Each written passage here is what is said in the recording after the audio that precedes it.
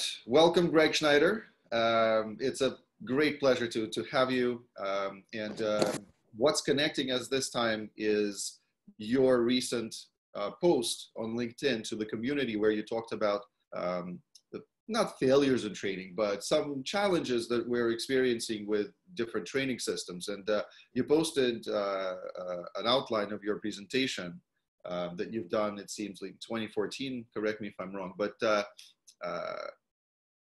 I figured because training in a lot of ways is overlooked, or it's still used, but unfortunately people are very often diverting their attention to more shiny new things. But training nonetheless is absolutely critical in organizations and even for practitioners, for ourselves. So I wanted to get your thoughts on this subject. So welcome. Thank you for being here, and please kick this off. All right. So first of all, even with training, it's all interconnected to the greater corporate security picture or whatever that organization is. So on my post, the first thing I really led off with was really the threat analysis, or if you will, security analysis, because that's going to set the standards or give the big picture of what types of threats the organization is facing. And then from there, forecasting, okay, well, these are our threats, what are current vulnerabilities, and what are our answers to those particular threats, or that will close those gaps of the vulnerabilities. And sometimes the threat analysis or risk analysis, if you will, doesn't really address everything. You think it does, but it doesn't. And sometimes when security programs are pushed forth, there are gaps that still remain. And some of it has to do with the training of security staff, be it at the perimeter, executive protection, or even people in office positions, not understanding or not even being trained to certain threats that could undermine the integrity of the organization. So sometimes that's been the case. I've done consultations, you've done consultations, and we do our risk assessment, and sometimes we see, okay, yeah, there's whoever pushed forth the security program previously maybe have left a lot to be desired, or they were underestimating certain threats. So if certain organizations don't take a, let's say, the broader approach, or even a more detailed approach to certain things, they may get left behind or be exposed if a certain event happens. So, and yeah, so let me give you an example. It just popped in my head. Sure. So we might see it could be a industrial park where there's different companies. You have a perimeter security force or what have you, and there will be your guards. They're there to patrol, or see, okay, making sure no one maybe breaks into cars or steals anything. Essentially, that maybe being on the lookout for any suspicious behavior. So let's say they're unarmed. That's fine. 90% of security is unarmed, but even I would argue sometimes should be unarmed. But what is the assumption of risk is, there's not going to be an active shooter here. We are there for loss prevention, maybe to act as a form of deterrence. But if there's indeed an insider threat, and either an insider threat or someone from the outside that has issues with that organization, or it's more personal, they want to get towards an ex-girlfriend, boyfriend, husband, wife, or a group of people that are inside, that officer may not be trained to handle that type of threat. Now, granted, I just use active shooter because it's something, and yeah, it's a low probability, high consequence event. Being it's low probability, okay, we're not gonna train this here so much. If you see something, say something. We'll leave it at that. Okay, without perhaps a further, deeper type of training. And so that type of thinking leads to a second bullet point of hoping nothing will happen as a strategy. Mm-hmm. Nothing's going to happen. It's small, remote chance, or even a so-so chance it's not going to happen here because we have good people that work in our place. We have this and that. We're not, a controversial company. But unfortunately, certain things happen where maybe employees aren't trained on identifying those red flag behaviors of their coworkers for talking an insider threat. Or they're not quite aware of their larger environment or community if there are threat actors nearby or some type of center that might draw criminal activity. Mm-hmm. Going back to our days at John Jay College, I remember reading one of the books where I think it was I forget which course, but facility was always getting like graffiti done and all this and that. And why? Because they were situated between a popular roller rink and like a bus stop. So the kids would get off the bus stop, walk by the roller rink or vice versa. They come by and like they have this angst about them. They start spray painting or doing graffiti on the sides of buildings. And so I guess the facility managers there and the security manager thought, okay, they coordinated with the skating place to have a shuttle directly from the bus stop to the skating rink to bypass, like that type of thinking. Mm-hmm. It's just an example of sometimes there's some type of hub of whatever of activity, and the spillover is that it can affect a certain facility. And that's, again, more of like theory-less training, but that you have to kind of think outside the box sometimes when it comes to training. So a very common thing that we do see in the profession is training in a vacuum. Okay, so especially with active shooter, I know it's a passion of mine, and that's training I do deliver, active shooter survival training through Alive. But any type of training it can't exist by itself. When it's just the security staff that does the training, and there's no connection with upper management or other employees or of the protected organization or facility aren't on board with the type of training or have any understanding about it. Right. So a security director has, I got budget, I want my folks to go through some active shooter training. Okay, as long as that's tied into the greater program of maybe workplace violence or what have you within the security plan and program of the company itself. Mm-hmm. And coordination with or first responders, law enforcement, that kind of thing. So you train everyone up on an active shooter, and you're, let's say, locking down a facility. Well, if the fire department and all those first responders don't have your plans of your facility, don't have maybe access, and they can identify if they're in hot zones or warm zones or cold zones, that's an issue. Okay. Now, there are many tools for training, especially I'm going back years and decades. The proverbial tabletop training exercises are very good tools for training management, often upper management, to kind of what to do in case of a crisis, whether it be an earthquake or tornado or an explosion nearby or some type of thing that there's a command and control or emergency response team that would assemble and make sure they're coordinating, communicating with first responders and their own employees or media or whatever the case is. So sometimes, and I've sat on a few of these, it's intellectual pursuit of, I would do this, and I would do this, and I would call this, and I would do that. I would do this, I would do that, and it keeps on. The other person's like, yeah, and I would do that, and I would do that, and they talk it out. But a real drill is, no, you pick up the phone, you call, do a drill, you coordinate with those first responders or have them in the room at least. Again, drills can be built, they can be really small and just test one thing, or they could be a little bit bigger and they could even be bigger.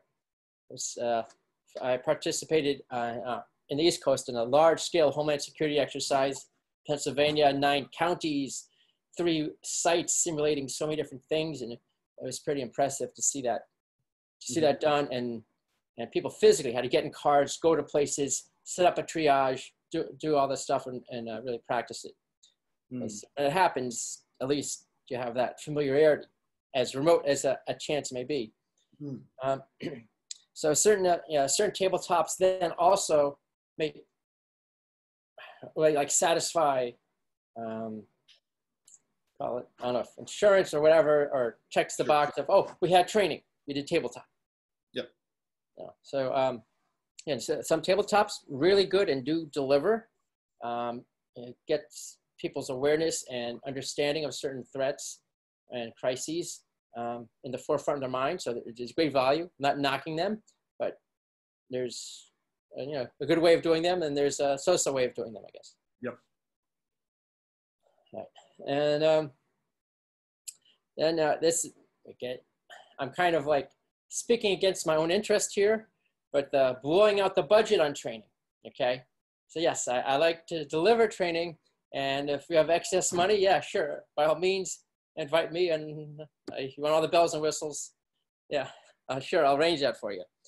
Though, sometimes, again, I say this maybe in certain sectors in the business world where there's just that attitude of, okay, I really want to build up my security team, and we're going to practice a lot of force on force training. We'll be at ranges.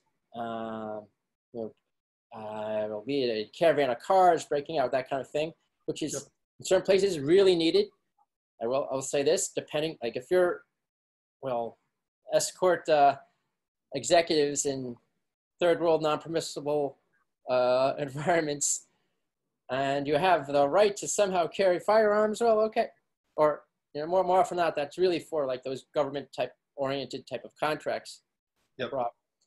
But for companies that operate, let's say in Mexico, a lot of training is needed, but in Mexico, you're not allowed to carry a firearm unless, and those that are, you're sanctioned through the government or your employee, or even, I think Secret Service is allowed, maybe State Department, Marine Security Guard detachments, private security, American private security, that's with, no, you need in-state people.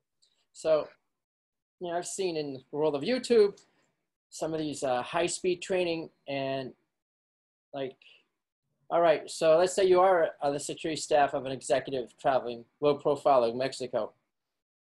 And one, you're not gonna have firearms, but let's say even if you did, the way the cartels and those associated with their cartels either kidnap, kill, maim, roll up on their targets is usually with like a caravan of 20 guys. There are 2 protectors. You could have, be like Schwarzenegger and have all the semi-automatics and automatics that you want. 2 men against 20 is not going to fly. Yeah. But when certain companies push for all this type of high-speed training and private military contracting type of training for protection details that won't really warrant that, even in areas where there's a high risk of kidnap, gotta wait, look twice. Sure. I don't want to upset anybody. I'm all for that high-speed training, but where appropriate and where you're sanctioned and allowed, if it is to carry firearms abroad, where that's allowed, yes, by all means, you have to train to that nth degree. But if it's something where you're in a country where having a firearm is illegal and you're spending all this money, training and kicking down doors and doing hostage rescue, think twice, because there are forces that do that, but they're mostly governmental forces or associated with contractors that have government contracts to do that work. So in other words, avoid naive expectations. Yeah. All right, go on. Okay, sure.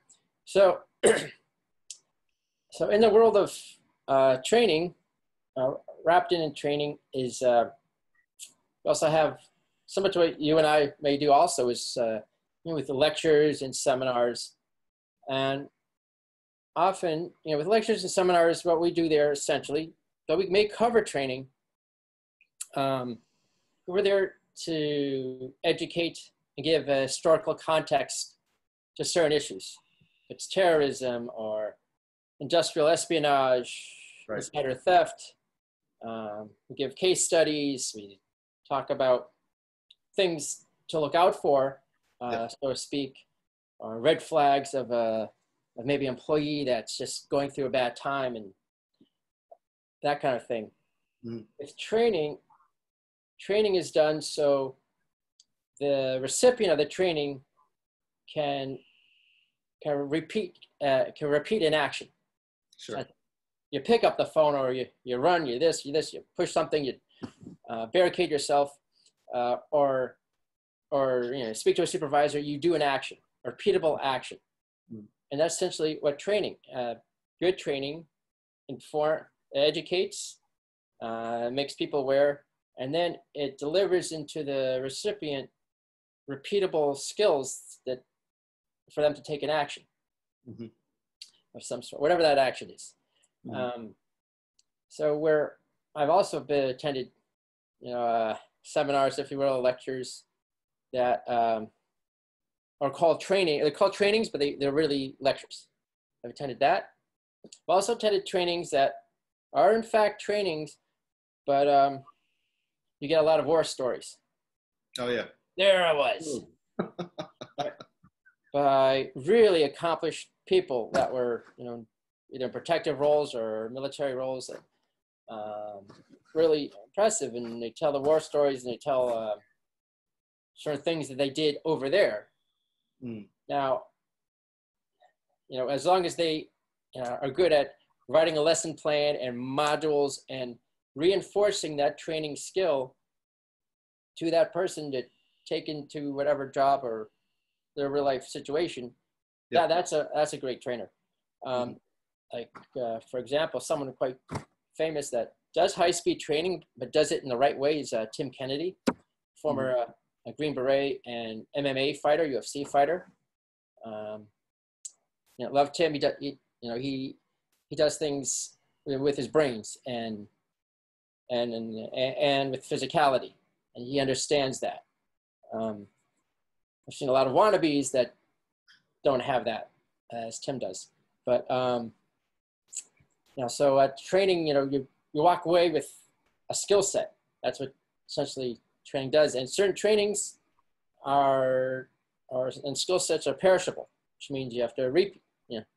Like if you think, okay, we're going to introduce an armed officer, and that training qualification for that armed officer is they have to have the right credentials through their state, and depending on the state, they have to show proficiency at a range or not. But some states do require that for uniformed officers, as well as with concealed and carry weapons permitted officers.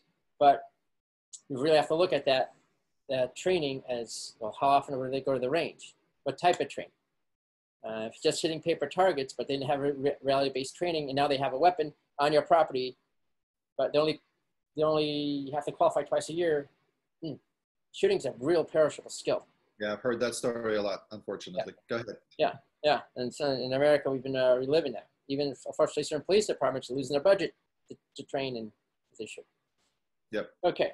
So kind of married to the lectures and seminars is the over-reliance on online training, which in the day of Corona, that's kind of pretty much what there is. But to be honest with you, there are some online training systems where that end user, that recipient, may understand, they get their historical context, and depending on the program, may actually practice and maybe training things, little tests and things to reinforce, to get them to think. Yep. How they will do physically, maybe something else, but that's like something. So again, unfortunately, when the active shooter phenomena was taken hold in the last 10 years. I mean, Yep. on before then, but mass casualty attacks. A lot of security companies, and again, here am I, how I am. I'm a straight shooter, no pun intended. Your big box companies would go to their customers and say, no, our officers are trained in active shooter, and they watch like a 45-minute video, see, and like they check that box. They watch a 45-minute video, thereby they are trained in active shooter and they will know how to respond. And worse yet, somebody has certified that 45-minute video, and somebody else said, yeah, oh yeah, this is qualified training. Right. Now, granted, I mean, certain organizations do it well. Again, full disclosure, I'm a founding instructor of Alive. That's a methodology. And there is an online thing. It's, you don't get the in-person thing, but it does do a really good job in delivering in that way. There might be other programs out there that also very similarly, that end user is getting something. Perfect world for certain types of trainings requires a little bit of like mind and body connection and biomechanics and understanding like how to move and things. Sure. Okay, so now those are some of the major issues that I discovered over the years. Now, let's say we are an organization, we're doing everything pretty decently, routine training, we have like limited incidents, we can bring in occasional subject matter expert to deliver something either to the C-suite or just to the security staff on various issues. But what's important to have is an ongoing process for like benchmarking and assessing and testing the skill set. So that testing element kind of goes back to drills. So yeah, we went through all the training. Well, we got to test it. So do you test it like this? Does the flow of communication, is that working fine? Is the ability of any either security system, I'll even say this, a test of even the video surveillance, as well as security officers to test suspicious behaviors, items, people, vehicles, and the like. And then if you fall short, really benchmarking what it is you need for your organization. And that's an ongoing process. So if you look at, we're going to do a threat assessment or security survey of the organization and facility. Then from there, once we identify those vulnerabilities and even training vulnerabilities, let's look around and benchmark what works in similar companies and what they're doing, if they're doing something successful, and then ways of assessing and then testing. So it's complete circle. Like it's never ending in a way. And when certain new threats evolve, it's okay. You have to train our people this way, or how to communicate differently, and the like. Which kind of goes into my other point of an issue is not adopting training programs to meet those new threats and physical demands. And sometimes, as we are in the woke 2020s, it's also how you communicate. Oh yeah. All right. So having your officers or public facing employees have those good communication skills and communication training and how to address people, and if someone comes with a complaint and not be dismissive and just because they either look a certain way or whatever or have you, do your job. So that's something that, at least in America and especially in California, is being worked in more and more, that security staff or any type of public-facing employee has that understanding. Otherwise, sometimes I should back up and say, as security professionals, our job is to really protect the assets of the client. And sometimes those are tangible assets and intangible, like reputation. Mhm. So you have all a perfectly protected environment, but the security officer uses a disparaging remark towards a certain individual or something, whatever, or dismissive, and all of a sudden that whole organization is like gets the Twitter treatment and gets banned or whatever. Yeah. Now, earlier on, you asked about like the we talked about the cyber type of I guess before we went live, we talked about that's cyber, the new technology skills and stuff. Yep. So we have to, as trainers and security professionals, embrace the technology and integrate it in a smart way that makes it a force multiplier for us. For example, like if it's certain types of risk assessment tools or certain AI tools that were good for like crisis incidents and incident responders, that something is happening at a site halfway around the world. Boom, it takes a picture, it takes this, it delivers right to your hand right there. If someone is like, like on a managerial level. We can't be afraid of technology. And yes, there are sometimes an over-reliance in technology and less than the human factor, but it's definitely something that we have to make friends with, the technology. And so these types of points are kind of what I've seen out and about in certain corporate security circles and elsewhere, that some companies really have really deploy a great protection security system, embracing all the technologies. Others not so much, or no organization is ever perfect. And as security professionals, we're never perfect. So let me jump in with a couple of questions. Sure. You've covered so much ground. I appreciate it. Help me understand, if we separate two populations. One population is your employee populations, people who have no responsibility for delivering protection. And there is I think, a very significant body of knowledge you nonetheless, as a protector in an organization, need to deliver to them in order to build those skills, muscle memory, whatever descriptor you want to use. And then there's this population that you covered quite extensively and continue to train, who are the protectors, who are the people who deliver protection solutions. What challenges and differences do you see on both sides? Like when you have to think of the two populations, what concerns do you have?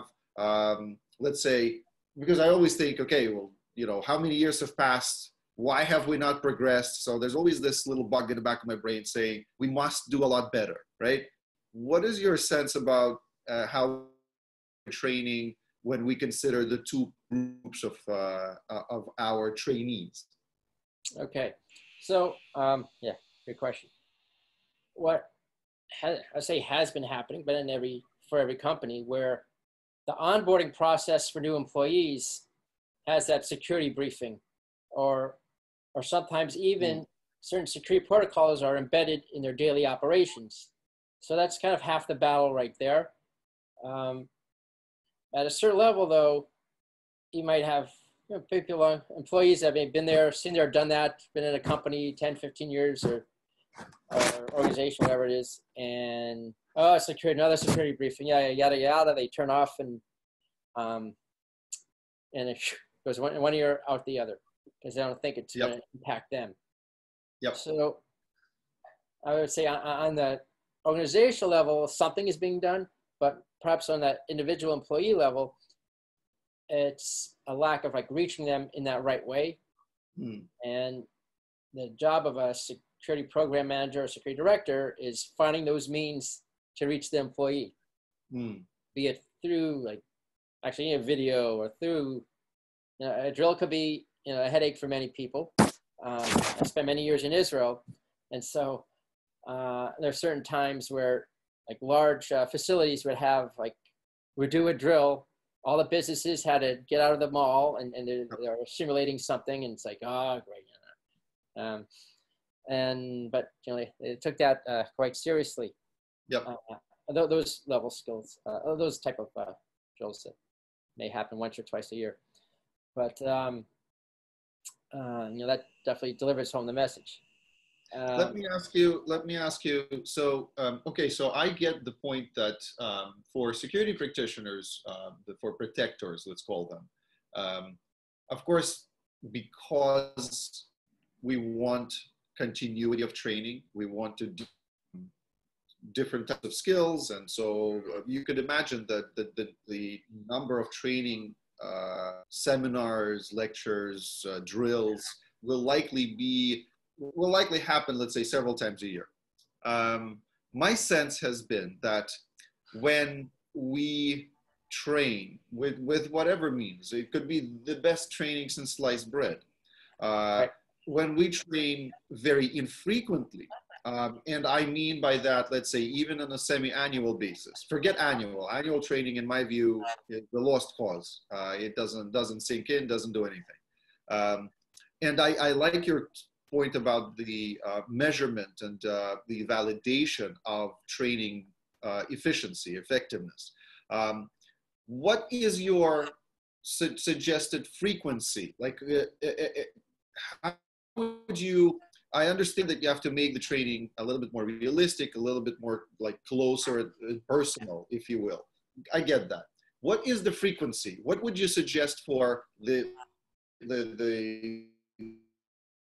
employee population, those that are not protectors? And what would you suggest for protectors? And what in your mind are some of the key categories that you want to train both on? Okay. So, valid questions, because I was going to get to the protectors too. In terms of, you have your various protectors that some are there just because it's a job, or they're getting paid a certain wage. Others are more passionate about it for different reasons. And some may even have the attitude of even us and them with regard to the people that they're protecting and the organization that they're protecting. Like here we are, we're doing our patrols. It's 1 a.m. in the morning, and all those millionaires in there are inside or whatever, and like they may start to foster some actually negative feelings to the various people that are there to protect. But in terms of forming a training plan, it's something that should be scalable. So there's training, there's also drilling. Okay, so there's someone having employees have the time to either sit in front of the computers for an hour or go to a seminar for an hour, or maybe longer, because certain trainings could be 1, 2, half a day. For protectors, sometimes that training is half a day training or full day training or 3 days, or right? But the employers have to account for, okay, well, if these people are doing their training seminar, who's doing their job? They have to account for that time. So often the challenge is, okay, training has to be sharp and impactful. We can't have it too frequently because that's just going to be a drain on manpower or pulling manpower in a way that, it's going to, cause more harm than good. Yep. But in regards to at least testing and drills, that's something that could be weekly tests and drills. I mean, obviously, in a security operation, either your shift supervisor or security manager is evaluating the performance of the security staff, either daily or weekly, looking at reports, incident reports, all those things. And let's say in terms of doing a drill, maybe certain drills would be like the once a month drill or once a week or twice a month drill. If it's even just a fire drill, just testing security staff on, okay, run, go get the AED, that type of thing, if there's some type of situation, that kind of thing. Then rotating that through all the different officers that would encounter that type of crisis or emergency.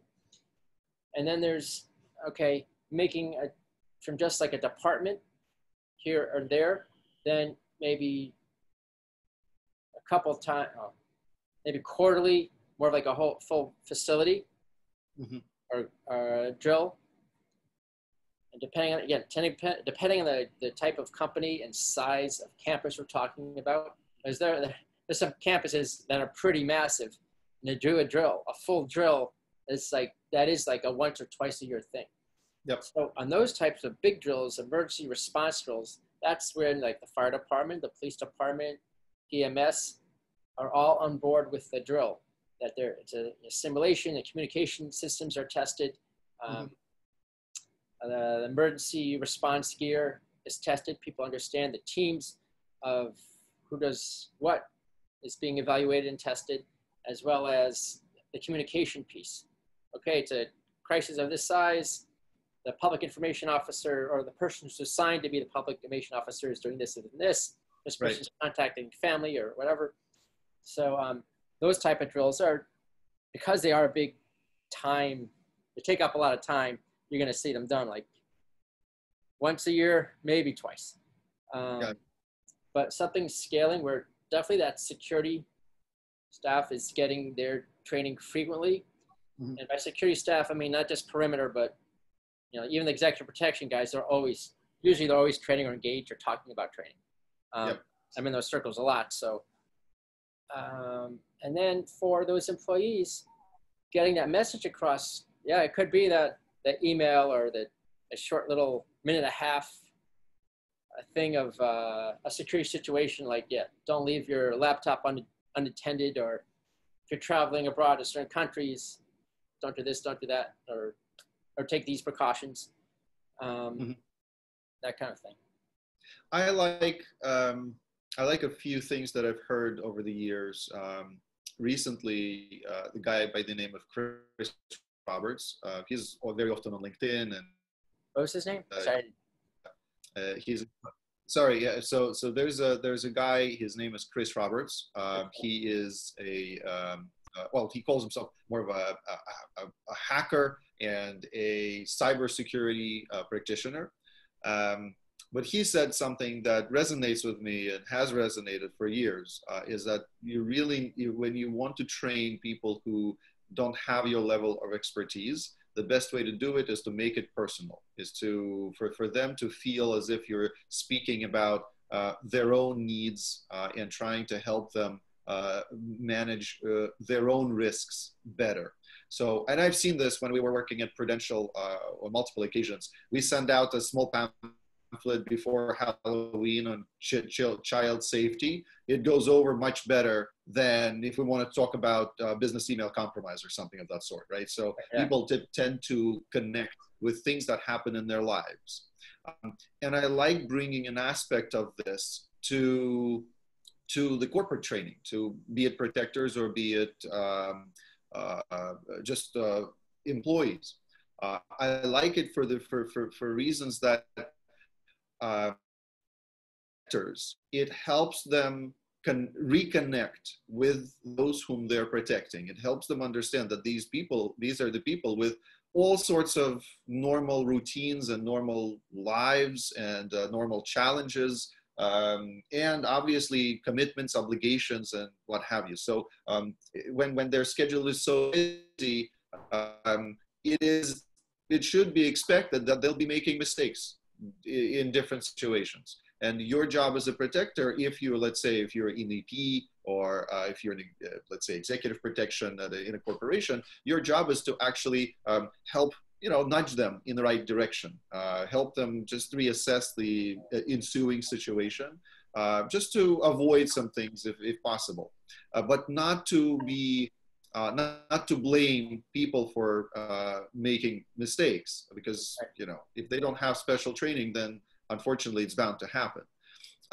And so this personalized training, I very much appreciate. And I also want to share with you what I found to be useful at a more of a grassroots level, particularly on the employee side, where managers make it a standing point on any of their normal business meetings I've seen one chemical manufacturing company include what's called a safety talk in the first 5 to 10 minutes of their every meeting. No matter who's meeting, it doesn't matter what ranks you are, what function you're part of. Every single team that comes to a meeting in a conference room has a safety talk. Now, they shared it with me because they were chemical manufacturing. So obviously they talked about manufacturing safety. And my suggestion was, guys, you already have a fantastic vehicle. If it resonates with everyone on your team, why not include a small bit about security?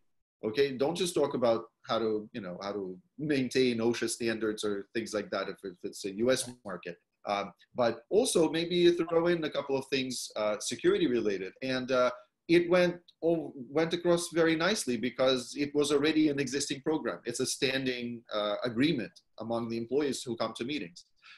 So it's more a grassroots, but what I liked about that was that it's self-repetitive.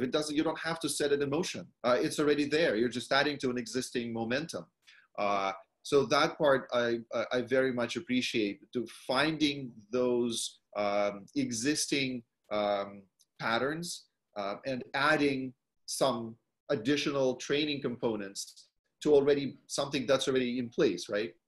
So those things I very much enjoy. And I also very much appreciate how you talk about that sometimes we as protectors disassociate from those whom we're protecting, and we forget that they're just normal people, and that they're more susceptible than you and I, for example, to making security mistakes. Okay, turning in the dark alley, or taking out cash and start counting it on the street, or using an ATM in the wall of the building without enclosure. So all of those like daily routines we sometimes lament about. I think it's important to understand that we're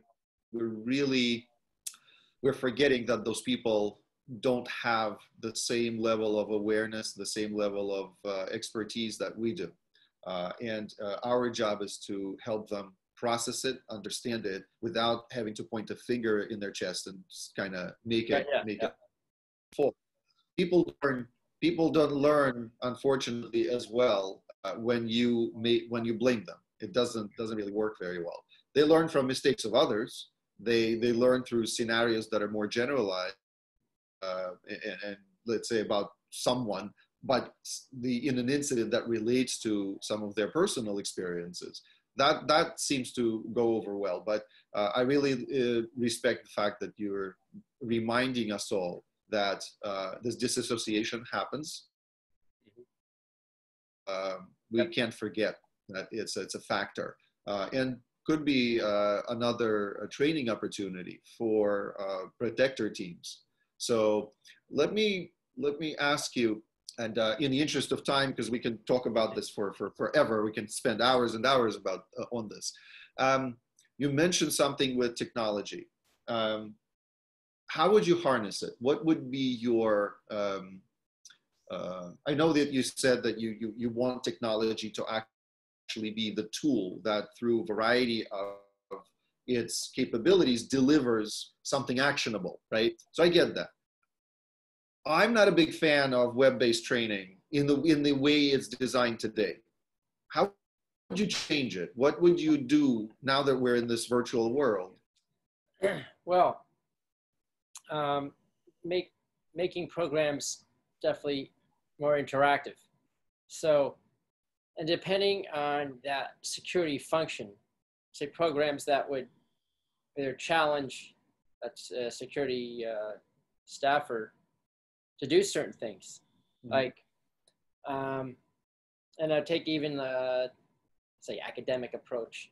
I've done this when some of my teaching courses.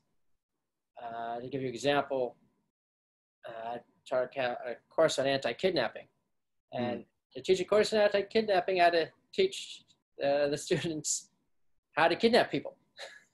How does that work? What do they do? What do they think? So an example for perhaps someone on perimeter security detail for a facility, or a training could be, all right, identify for me 6 areas that would be great surveillance points for an adversary.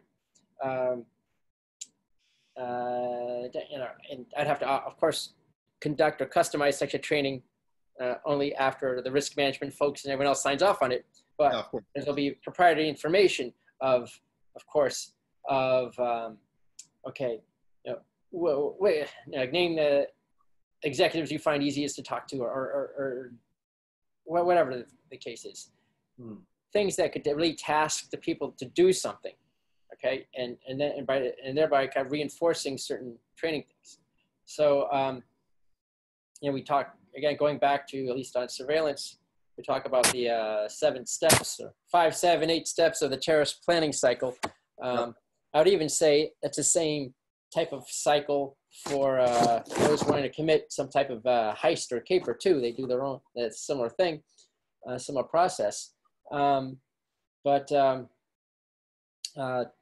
know, training that security staff to really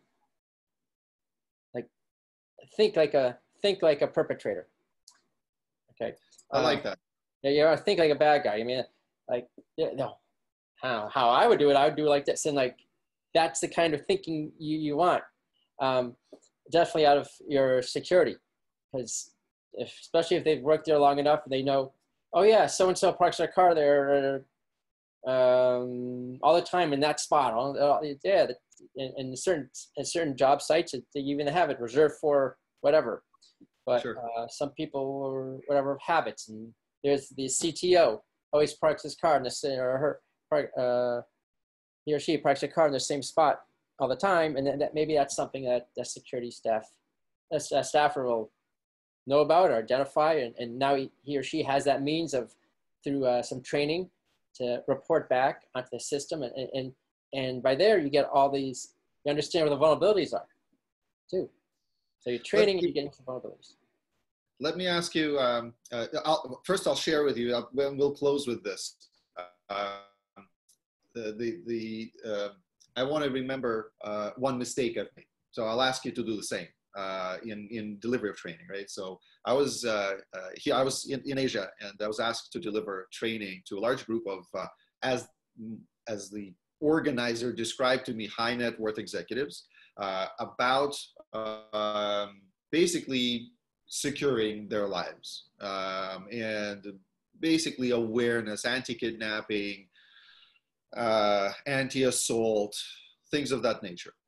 So I built a slide deck. It was like 60 slides, all sorts of things. I started with a story of Edmond Safra and how he perished for very avoidable reasons in his mansion in Monaco. And I thought that by showing another human that was a high net worth executive that had you know, all the money in the world, right? All the success in the world, right? And he was told that he was that the condition of his safe room where he died later was not ideal, particularly from air ventilation perspective. Right. It wasn't really set up as a proper safe room with a separate ventilation zone. And he unfortunately died because of the smoke coming through the same ventilation zone that was never separated. Anyway, so I started with that, and I started kind of diving into details of how do you think about your personal life in terms of what's important, how to do that. And I noticed that the organizer during breaks, he was coming up to me and says, "Can you make it a little bit more entertaining?" I was like, "What do you mean?" Like, I wasn't able to shift my thinking to understand what does entertainment mean, right? And then what I think what they wanted in the end was they wanted to see something where they could clap to or watch a video of a kidnapping attempt, something that's juicy, as if it's like an action movie. That's what they told me later, right? So this was a mistake I'd made, where I made it personal, but it was a little bit more kind of mundane thinking, routine thinking, right? Now I would have delivered to the same group of people, because then I learned the audience, unfortunately, at the end of it, through my experience. I would have made it a little bit more exciting, but I would still be cautious about certain content. Like, I don't want to show a video of somebody's ear being cut off, you know, if they're a kidnapping hostage. That's just not appropriate. It's not ethical to do. But I learned my lesson. What was your mistake, and how did you learn to fix it? How did you learn to move on? Oh, well, I made a few. Sometimes it's in my delivery, and that's just the technical aspect of speaking in front of people, or lost for words, and maybe even today I may have thrown in a few ums, but and there we go. No, so I'm an guy. I make like 55 times or 100 times during a video, so normal. So that's one, and sometimes I've done the opposite of like being too, I would say, too entertaining. Let's take a little frozen there for a second. So sometimes I've made the issue of being too entertaining, where I remember doing this. On a PowerPoint, I put, this is a serious topic too, a picture of Dwayne Johnson and myself. And saying, people get us confused. And all right.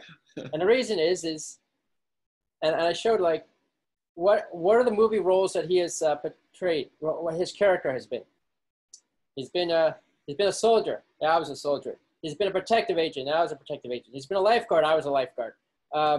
He's been a trainer. I was a trainer. So I'm like, yeah, The Rock owes me royalties, because he's really just pushing out my life and making like hundreds of millions of dollars. Okay. And then I just start seeing some people walk off. Like, oh, okay. You know, I always said lead with a joke. Yeah, that kind of stuff I learned. You know, how do I really know your audience? Not everyone has my sense of humor. I do like to lighten things up, even though sometimes it's like serious topic matter. Sure. But another one, if we're here on this topic,